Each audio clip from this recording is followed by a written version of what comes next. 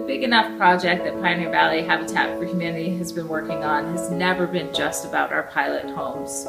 It's always been about encouraging our local community to advocate for building small homes as a way to increase affordable home ownership options. That's why we asked community members to nominate their favorite small home heroes to be selected by the award committee. And I think they chose two great heroes to celebrate with this award.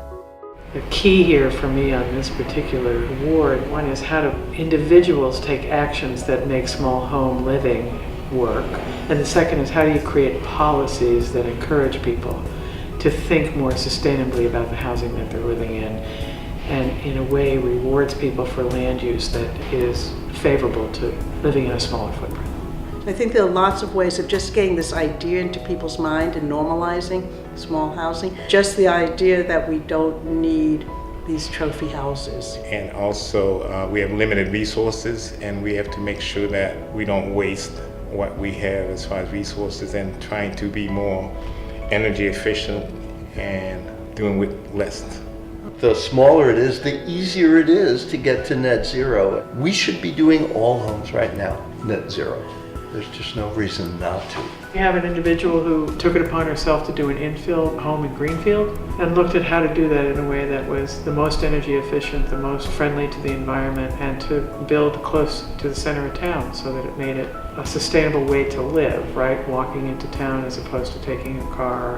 I think it's a real model for what we can do with urban centers in our small New England cities, and even some of the New England villages where people are, coming back to live in. And how do we do that? Part of it is the infrastructure necessary in those village centers, and that's a kind of a public responsibility. But then we have to have private individuals who are willing to step up and say, hey, I think this is important, and I think it's so important that I'm going to put my savings and my living situation on the line to make it happen for me. And it's a real model for a lot of other people.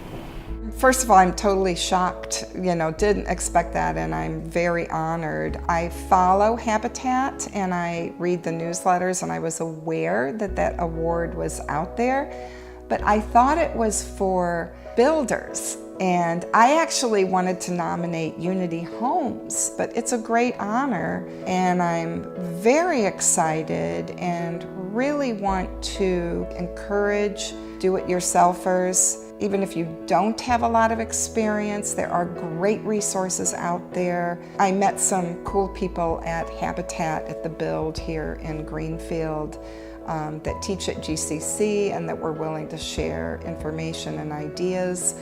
And you can do a lot yourself if you have the fortitude. It's challenging, but it's very rewarding, and I'm very honored. I hope to be able to encourage other retirees, and particularly women, and encourage people to look outside the box even in terms of financing.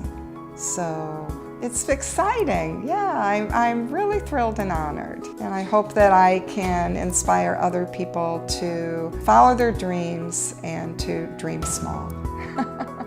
It's the people like that doing it, but it's also the communities and the towns like Northampton that are actually changing zoning laws and changing the ability for people to build smaller if they want to build a second unit on their property if they want to. Unfortunately, right now, that's not usual. That's, strangely enough, cutting edge for a lot of communities. Northampton's tried to be on the leading edge of encouraging sustainable, smart growth, and that really fits in with our larger goals of being a sustainable city and trying to avoid sprawl. So we've tried to embed that in our regulations to really make that easier for people to accomplish.